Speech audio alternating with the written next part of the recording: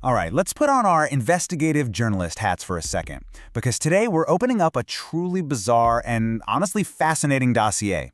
In this explainer, we're analyzing a piece of source material that weaves together declassified military data, high-level political conspiracy, and radical ancient theology.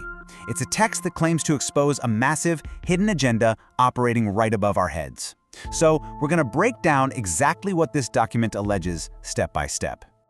Our source material hooks the reader right out of the gate by posing a central, incredibly provocative question. What if the recent push for UFO or UAP disclosure by the government isn't about revealing the truth at all, but is actually the ultimate cover-up?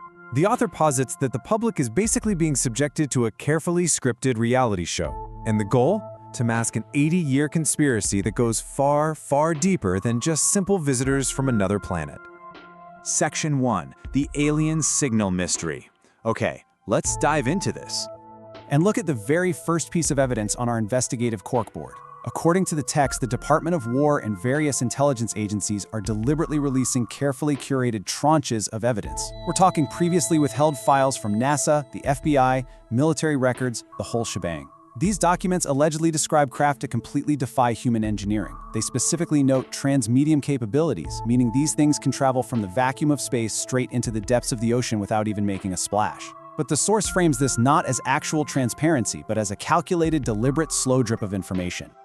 And a really crucial point here is the timeline. The author insists that this is absolutely not a new phenomenon. Actually, scratch that. It's more like the climax of an 80-year cover-up that is finally reaching its boiling point. For 8 decades, the text argues, a specific narrative has been constructed behind closed doors, and these recent document dumps, they're just the latest phase of a very long-term plan. Moving on to Section 2, Baiting UAPs with Nukes. Let's look at the military claims here, which get highly specific and frankly pretty alarming as the dossier outlines the alleged relationship between these entities and our nuclear arsenal. The source makes a staggering allegation. It claims that intelligence officials are deliberately baiting these unknown entities. The text outlines a 3-step process. First, the military positions our nuclear footprints to act as attractive magnets. Second, this deliberately draws the UAPs directly into our airspace. And third, the entities then interact with and physically manipulate active nuclear warheads. To be super specific about this, the document reports that these entities hover over missile sites, physically turn off warheads, and in some terrifying instances, actually initiate launch sequences without any human intervention whatsoever. The author frames this not just as some passing curiosity, but as a massive, deliberate security breach facilitated by our very own government.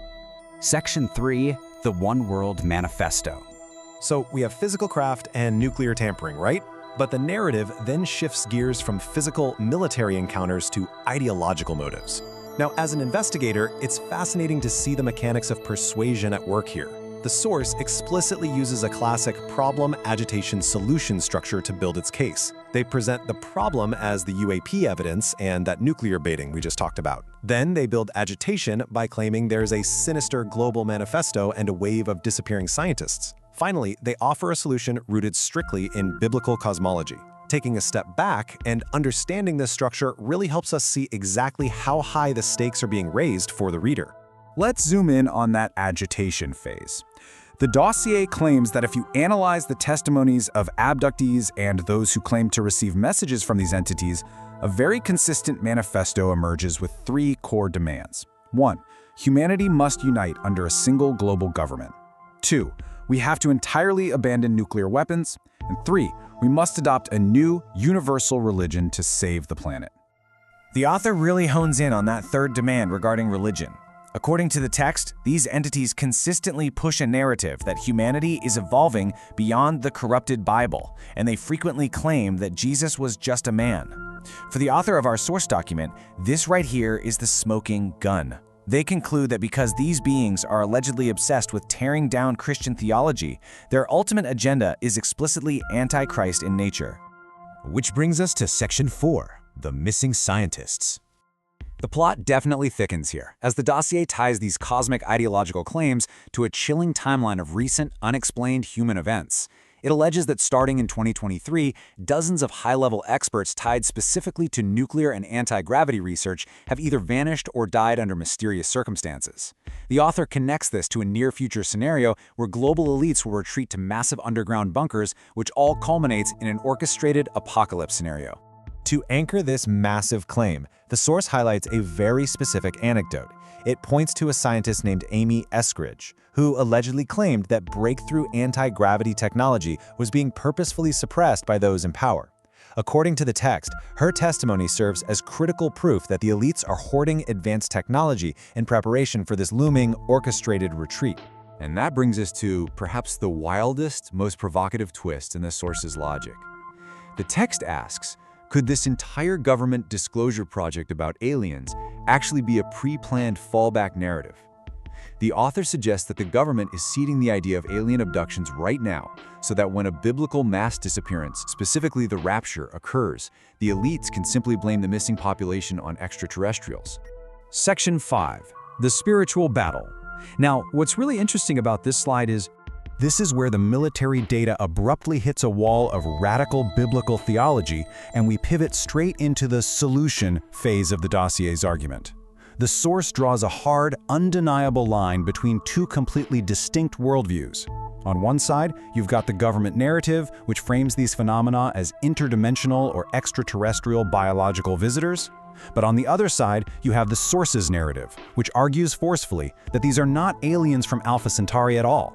Instead, they are spiritual forces of wickedness and literal demonic entities manifesting in our physical world. To truly understand their argument, the source insists the reader has to adopt what it calls biblical cosmology.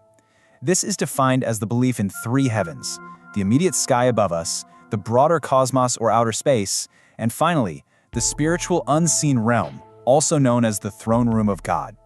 The text claims these beings are inter-realm entities that have been haunting humanity since ancient times, crossing over directly from that unseen spiritual dimension. And here is what the source presents as its ultimate, definitive, scientific proof to ruin the extraterrestrial narrative.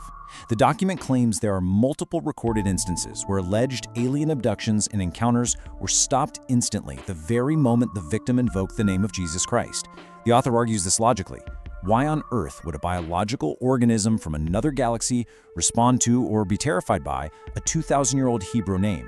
The text asserts that only a demonic entity would recognize and flee from that specific spiritual authority. Because the threat is framed as this inter-realm demonic invasion, the source mobilizes its audience using some highly dramatic, militant language.